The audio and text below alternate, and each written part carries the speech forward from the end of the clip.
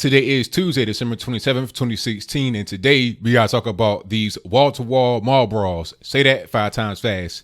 But these mall brawls have been happening all across the United States, everywhere. I'm talking about Chicago area, Aurora, Illinois, Aurora, Colorado, I think Elizabeth, New Jersey, Fort Worth, Texas, Memphis, Tennessee, Pennsylvania, Connecticut, everywhere. These big, giant brawls have been happening. Also, I think in somewhere in Cleveland, maybe somewhere in Ohio. I'm not sure if it was Cleveland or what, but I'll place a link in the box below with a few more videos of what was going on. And I'll play a few of them here as I'm talking, just kind of like randomly. And you'll kind of see what I'm talking about. Now, there's all kind of fights that have been happening. Some of them have actually been involved shooting inside of shopping malls. Yes, shooting.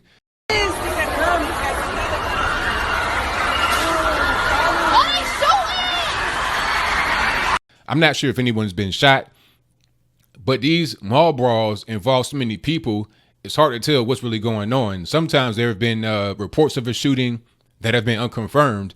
I mean, when you got 200 individuals rolling around the mall, it's easy to kind of like muffle a gunshot, as crazy as that sounds. I mean, you might have like a small caliber firearm, maybe like a 22.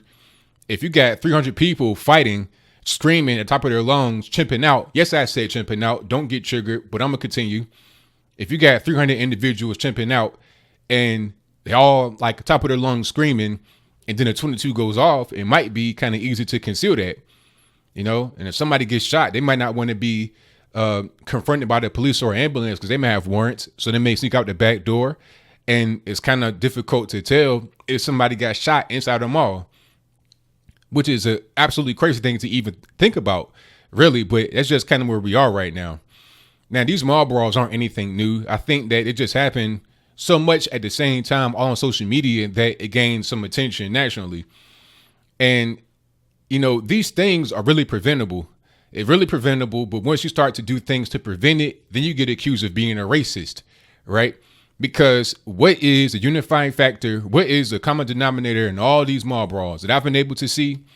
They all involve young, like I say, 16 to 19-year-old Black men and women. That's the truth. That's the reality of what it is, you know? And it's easy to kind of corral all of that behavior. I mean, we have a lot of that happen over here in Virginia. I think in Newport News, we had some mall brawls going on the other day, you know, big brawls. And, you know, it happens all the time. It's like a regular occurrence. You could pretty much set your watch to it. It's going to be a big mall brawl with so-called teens in there just wreaking havoc. And in some malls, we had that problem in different cities in this general area where I am. And what we did was we installed a curfew. So if you are under a certain age, I think it's 20 or 18. If you're under 18, if I'm not mistaken, you cannot be in the mall at all, in a group or by yourself, if you do not have a chaperone that is an adult. That right there dramatically cut the violence, because what's going on is very simple. It's very easy to understand. The reason why you keep having all these mall brawls is because these so-called teens, these kids, get dropped off at the mall just to hang out.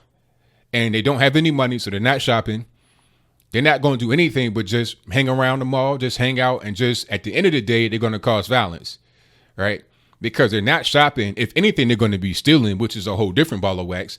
You got these people out there raiding the Victoria's Secret and stuff like that. But that's a whole different video, and I digress. These kids just going to basically roam around the mall and do nothing but just hang out. And usually when people just kind of hang around and they're not really moving around, they're just there, just doing nothing, especially if they come from like the hood or whatever, they will eventually find somebody that they don't like, that comes from the hood or from a different hood or something like that. And then they're going to fight. See, that's the same thing that happens at the Virginia Beach oceanfront on the 4th of July. I remember being out there when I was a kid, you know, hanging out. And I remember if you would just hang around the wall for a while, like not move, the police will come up to you and say, you got to keep moving. And then I asked the question, why? He said, well, because when you don't move, that's how fights start. And that's exactly what's going on here. I mean, if you got 100 kids just doing nothing in the mall, just hanging out, not moving around, not shopping, if anything, they're stealing. Eventually, they're going to come across other people that see them right there and approach them, and then a fight happens. Now, all of a sudden, you got 200 teens, 200 youths out there fighting each other and endangering everybody else.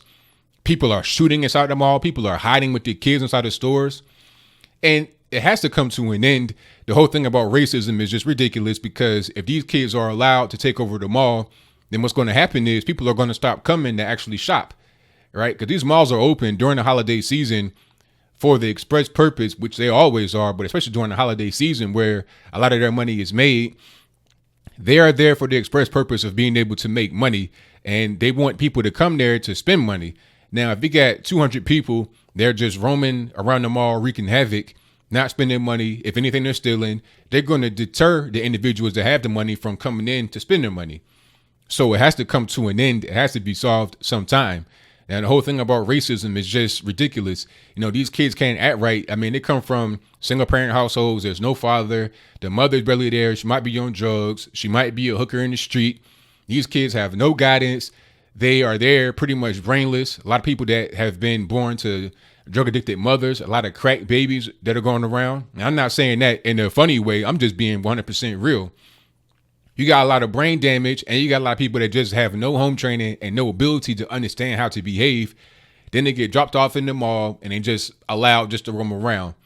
Like I said, it's an easy way to fix that, but you got to get beyond anybody that wants to cry racism. I think anybody wants to cry racism, as I close, I think anyone that wants to cry racism needs a reality check. Because at the end of the day, you cannot have this continue, this lawless behavior, this mob violence. It cannot continue. It's easily contained, but everybody's got to be on board. You know, people in the city, the community leaders, people that are actually elected officials, they got to come out and be strong against it.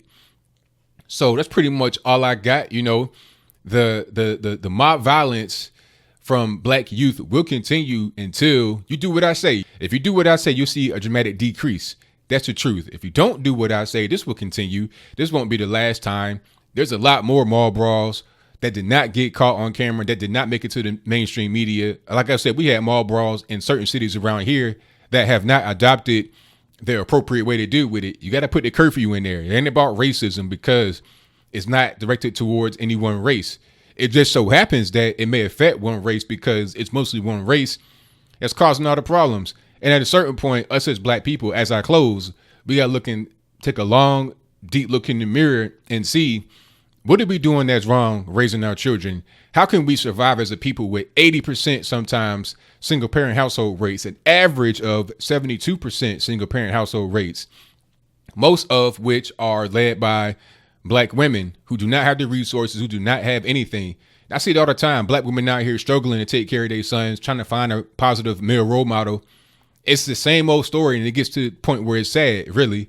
And I think that if more of us were able to have nuclear families the way it used to be back in the 60s, not saying that we were perfect in the 60s, nobody was, but I'm saying if we have more of those nuclear family situations, less of this is going to happen. The more we keep having kids willy-nilly, no fathers around, the mothers just pretty much drop you off at grandma's house and go to the party and club and drink and do drugs. As long as that happens, this will continue. The mob violence that you see from city to city, state to state, country to country, it will continue as long as this continues to happen.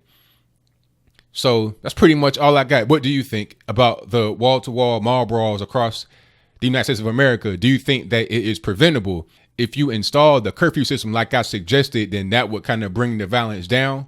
That'll kind of get a lot of the miscreants that do not belong in the mall, that are just there to roam around, steal, and wreak havoc. It'll get them out, because if they're roaming around willy-nilly, not buying anything, just dropped off by their so-called parents or friends or whatever, they are going to be there to wreak havoc. Or do you think I'm being racist by saying chimp out, by using certain keywords that may alert somebody that's a white supremacist or whatever? Now, if that's your assertion, if you're offended by what I said, my question to you is as follows.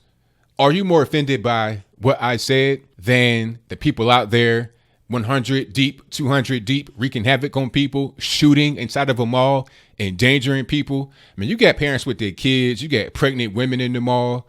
You know, you're going to shoot inside of a mall. That's really like a terrorist act. That's like putting a bomb in a mall. You know, you're in a crowded place that can hit anybody. You don't know who's going to hit. Bullets have no names. That bullet can go through somebody. It can hit anybody. You inside of a mall shooting indiscriminately. It's ridiculous. But Whatever your comments are, let me know in the comments below. And that's all I got to say for this video. If you like what you heard, please comment, rate, share, and subscribe. Peace.